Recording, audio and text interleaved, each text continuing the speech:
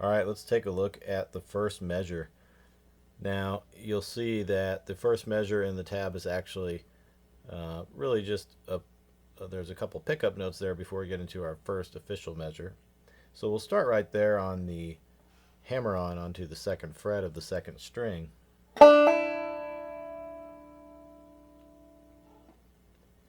And from there we'll go right into the first measure, so I'll combine those two for you.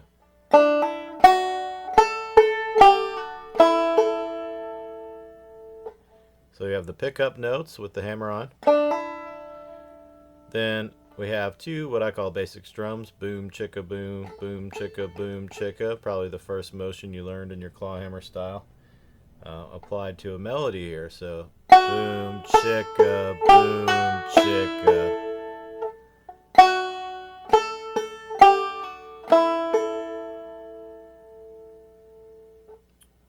Alright, so I'll back up and do that again for you, starting at the pickup notes.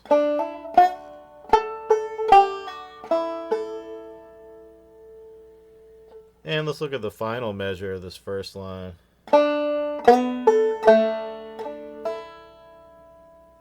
Do that for you again.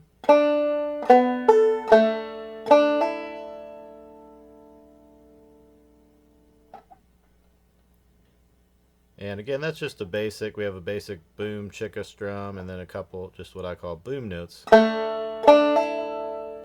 That final boom note of the measure being split with the hammer on there. So one more time on that final measure.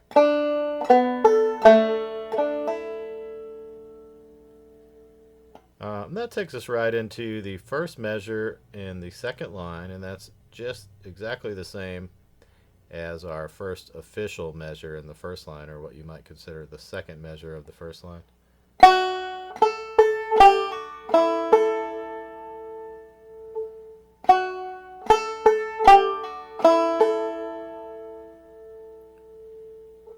Takes us to the second measure, second line, and this is just going to be, we're just holding our C chord shape here. Remember we have the capo here, and we're in the fifth string tuned up to an A. So C chord shape, it is going to actually manifest itself as a D chord with our capo and all this in place. But I like to speak within the language of the native shapes we're using. So we just grab the C chord and we do boom, chicka, and then this drop thumb thing. Those of you who haven't had my other courses and lessons, or haven't taken lessons from me before, this might be a new idea to you, but this is a really basic rhythmic element of a lot of my arrangements and a lot of the way that I play my backup as well. A basic kind of strum, boom, chicka, followed by what I call the drop thumb roll.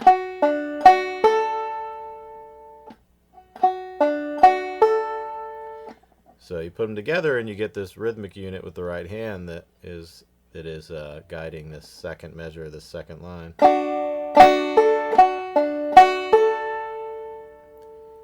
If you stick around and play with more of my lessons, you'll see that kind of figure come up a lot for the right hand.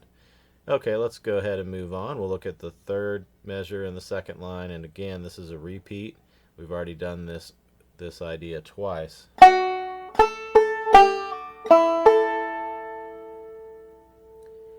And the next measure, which is the first one in the third line of the tune, is again a repeat idea.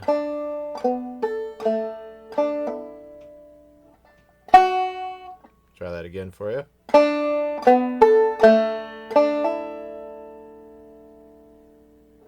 Now we get into a new idea as we hit the second measure on this third line.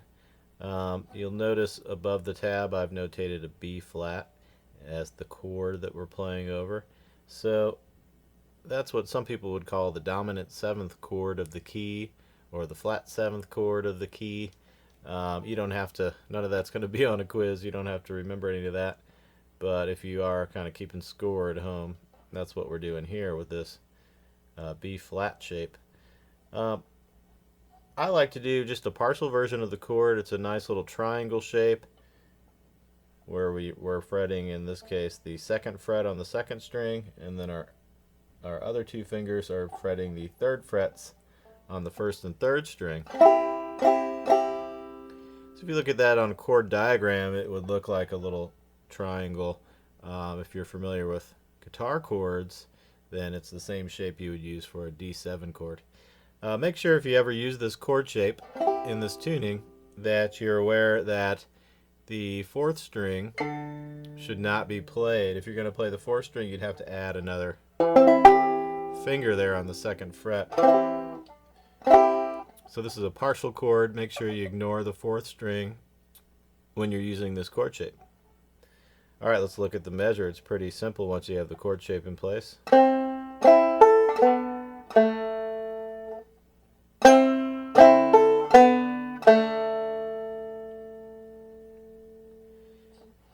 That takes us to the third measure of this line. This is the first ending of the tune. If you're unfamiliar with this kind of stuff, this is the measure that's bracketed under the number 1, and this is the measure we play the first time through, and then we hit that repeat sign. We go back to the beginning and follow ourselves all the way back, and then the next time we skip over this bracketed first ending and go straight to the number 2 ending there, and then we carry on to the next part.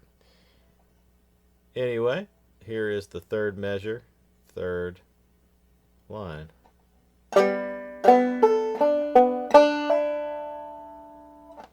So starting out with just a basic strum, boom, chicka.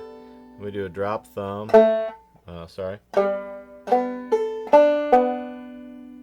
and then we catch this hammer onto the second fret on the second string. Now that's just our pickup, remember? Because that's going to take us back into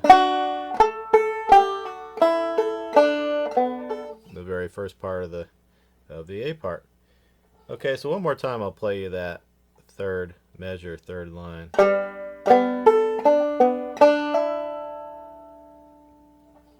Like I said, we repeat back to the beginning at the opposite facing repeat sign. We play all the way back and we hit the second ending the next time. It's essentially the same thing except for the last half of it. So if you look at the pattern for the right hand, you'll realize it's the same pattern I talked about a few measures back, where we do a boom, chicka, followed by what I call the drop strum roll. Just dropping the thumb once and then returning it to the fifth string. So that final measure on the third line.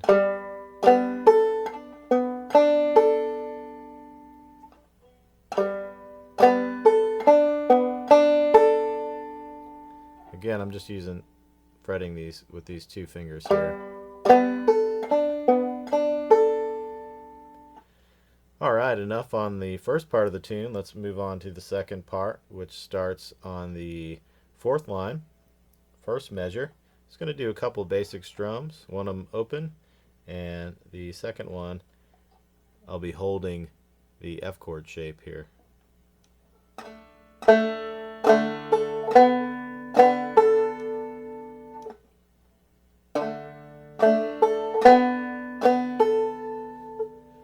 Pretty straightforward. Let's look at the second measure on this line.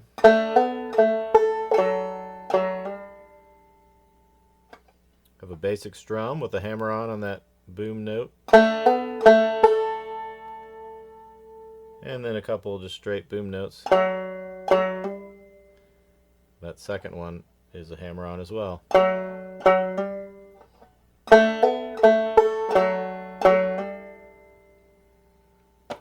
Here's where you want to pay attention to your left hand fingering. I tend to move back and forth on parts like this. It's probably best to keep your hand in quote unquote in position here.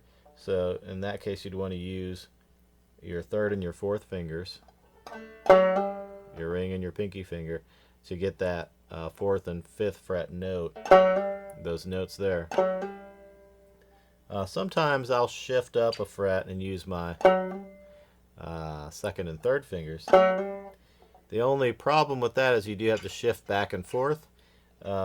It ups the chances that you might end up hitting, landing on the wrong fret at some point, and also makes for a little less smooth of a sound. It's probably a better idea to strengthen your third and fourth fingers enough to where you can do it without changing position, but for now it's really up to you. Let me play that measure for you one more time.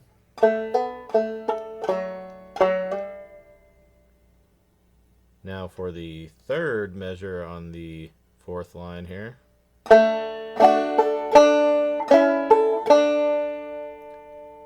I went one note into the next measure. Let me play just the third measure.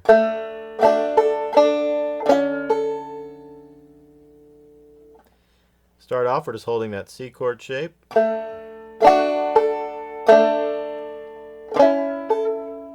And the second half of the measure is, again, just another basic strum, but we're going to throw in this shape right here.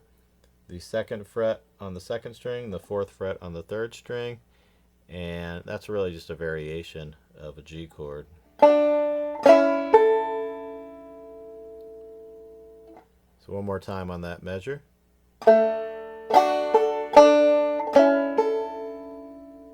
And that takes us to the final line of the tab. We're going to start with that basic boom chicka motion, followed by that drop thumb roll.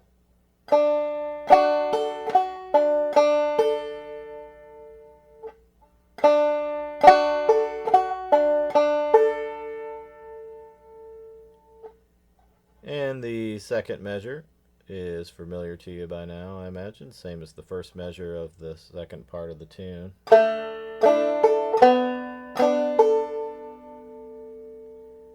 Same with the following measure, it's just a repeat idea from earlier in the tune.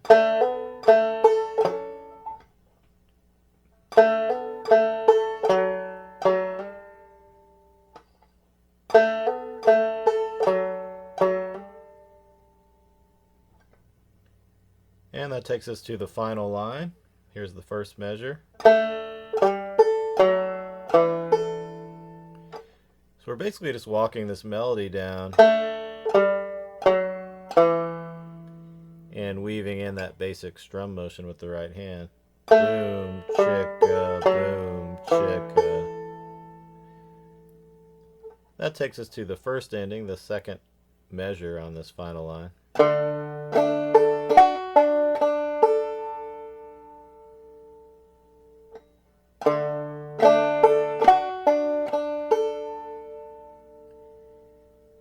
And otherwise, you repeat the B part, the second part of the tune, and when you get down to the end, you play the second ending to wrap it all up.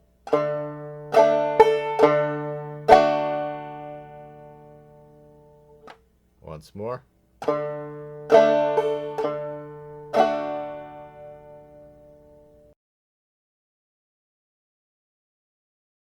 Let me play the whole tune nice and slowly.